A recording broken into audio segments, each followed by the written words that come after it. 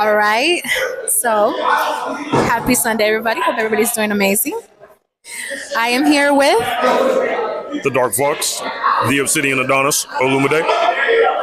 All right, Olumide. First and foremost, again, I want to thank you so much for this opportunity to let me interview you. Of course. All right, so Olumide, I first want to talk about your upbringing, and I know that your family comes from Nigeria, and being born and growing up in the UK, how was it coming to the States? Like, how was your childhood? Well, growing up with Nigerian parents, it's a cultural difference in the upbringing, and then living in the United Kingdom in England, it's another different experience. And then to bring both of those different cultures here to the United States as a young boy was very different. I was very different. Small, had a British accent. Nobody ever believes me, but I did have one at some point. And I didn't sound like this, nor did I look like this. So it was a growing process, but now after being here for many years, I miss home, but this is still home, if that makes sense. You still get to visit a lot though, right? I do get to go back every now and again, and usually if I go back there for about a month, I'll have my accent back. So let's get booked over there so then I can get my accent back. Yeah, most definitely.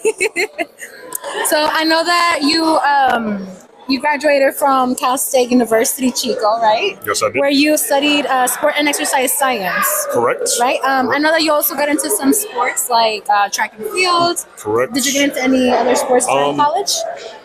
Not in college. I played basketball and ran track, but when I got to college, track was my main sport. I was a sprinter. I did the 100 meters, the 200 meters, 400 meters, did some high jump, but then got injured, and that kind of cut my college career short. At least shorter than I wanted it to be anyway.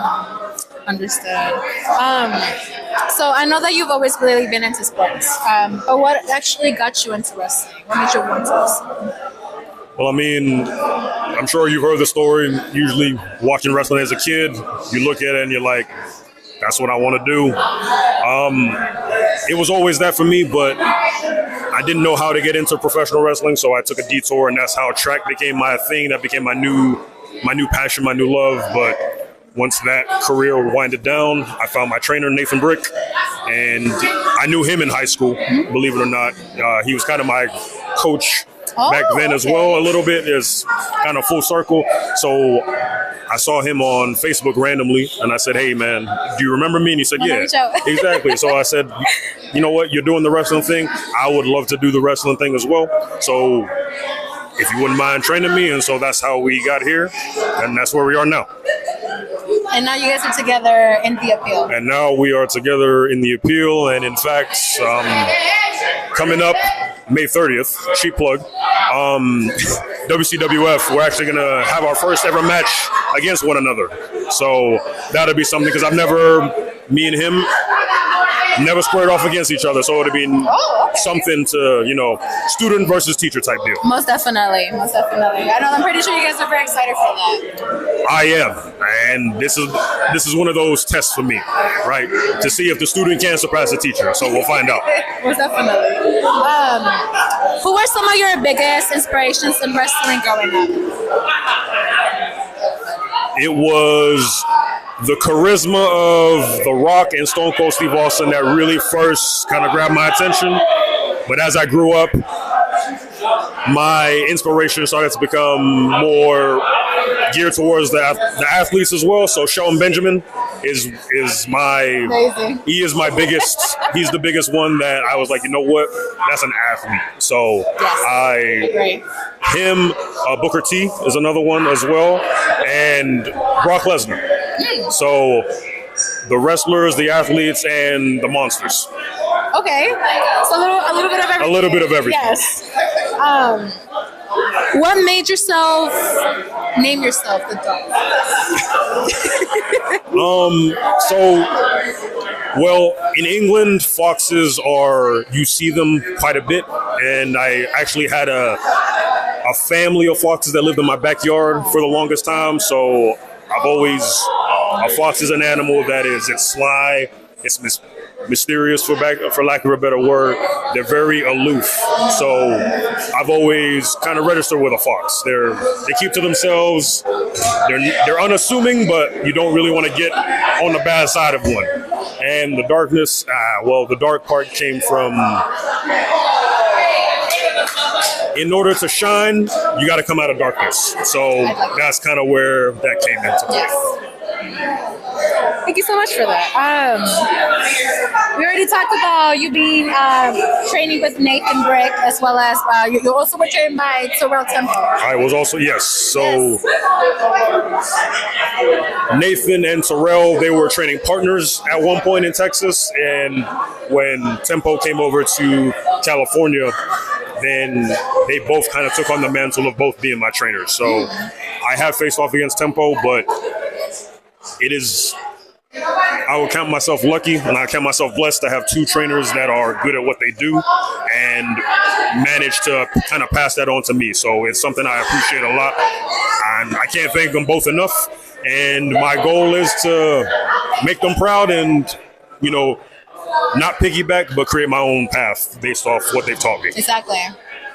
I'm glad that they were able to inspire, but also teach you everything that you know now. And of course, you're putting in your own flair to it. And right? of course, put something on it. That's mine. But fundamentally, what I know about professional wrestling and how I approach it is based on those two a lot. Yeah. I think it's really cool that you said that they work together, right? Yes.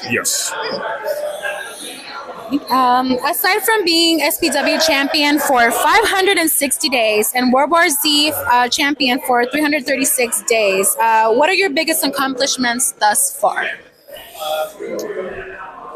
Thus far, I would say some big accomplishments were wrestling the Brian Kendrick.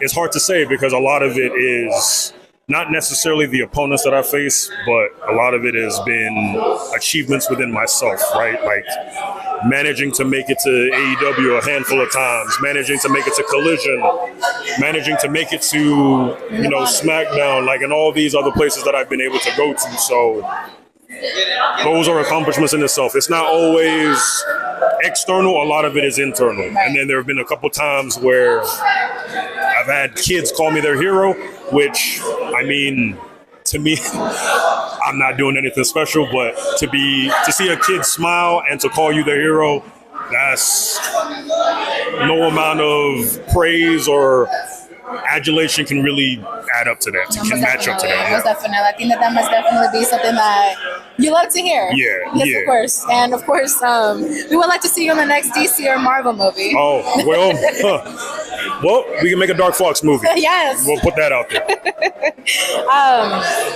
Who are your 5 wrestlers that are alive in WWE or in AEW that you would love to work with or wrestle against? Okay. Oh boy. The thing is, I thought about this. So, AJ Styles, Rey Mysterio. We can only hope. Gunther.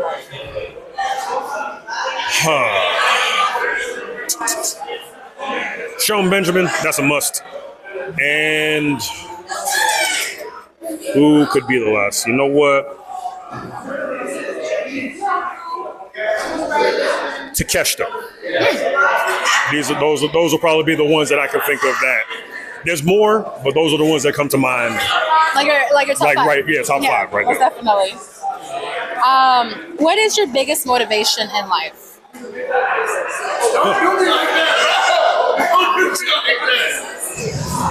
I'd say biggest motivation is to help others and inspire others.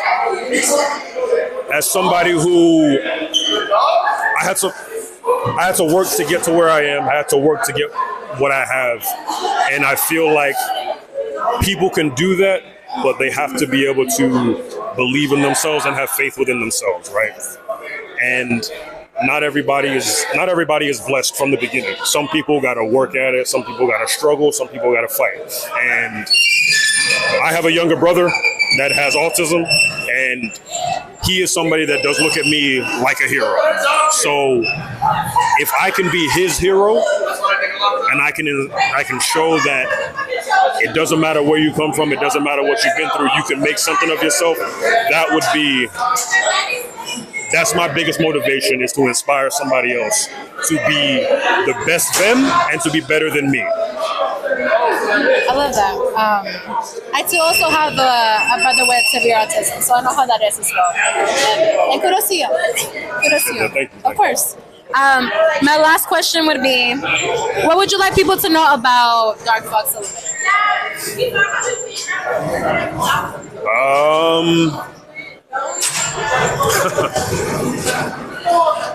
I don't know. I guess the biggest thing I would say is that I'm a real person. And what I mean is, if I say something, I mean it. If I do something, I do it with purpose, and which can rub people the wrong way. I can be very likable and I can be very unlikable. But the biggest thing that I would like people to know is that I'm real. Whatever I say to you, I mean it with no offense. I mean it with no malice or anything. It's just my opinion, but that doesn't always make me right. And I'm okay with that. Right. I will do what's right for me, but that doesn't mean I'm always right. So, and a lot of people find me very intimidating, but I'm really not that. The only reason you got to be scared is if you piss me off. That's about all I can say. So don't piss me off. I mean, it also depends on the persona that you come out with. That is very true. Very true. Very true. Yes. All right, Olumide. Well, those are my questions for you, but I do have something for you before we wrap it up. Oh, okay. Okay. So, I know you mentioned that he likes snickerdoodle cookies, so I made sure to get you some snickerdoodle cookies. Oh, I love me some snickerdoodle cookies. So, you see, this works because I have ice cream at home. Oh. So this is going to pair very well with some ice cream. See, a lot of y'all also don't know, I love sweets. And y'all think I don't eat sweets and junk food. Yes, I do. Yes, I do. I was actually really surprised that you did. I know, right? Everybody's like, oh, you must eat vegetables only, meat only. No, I indulge in the sweets. I like what I eat. Yeah. I just make sure, work it off. Just work it off. How do you do your diet? Actually, let me that be like my last question. How do you manage your diet? Well, I'm at a stage now where I don't have to account for everything that I eat because I've become very aware of my body and how I process everything. So there will be days where I don't work out. But I know on those days I have to be moderate with what I eat. But then there are other days where I'm like, I'm just going to eat whatever it is that I want within reason, and then I'll go work it out. The reason I look the way I look, and that's not even to say anything, is calories in, calories out. I eat, but then I burn it off. I eat, and then I burn it off. Don't get me wrong. There are days where I eat, and I don't burn it off. But you make up for the next day. But I'll make up for it on another day. Well, thank you so much for sharing that. And again, thank you so much for this opportunity. This is my first interview, and I'm very honored that it's with Darkfox Olumide. I am glad I could be the first of many, and there will be bigger guests than me. I can bet you that. Thank you so much, Olumide. And thank you guys so much.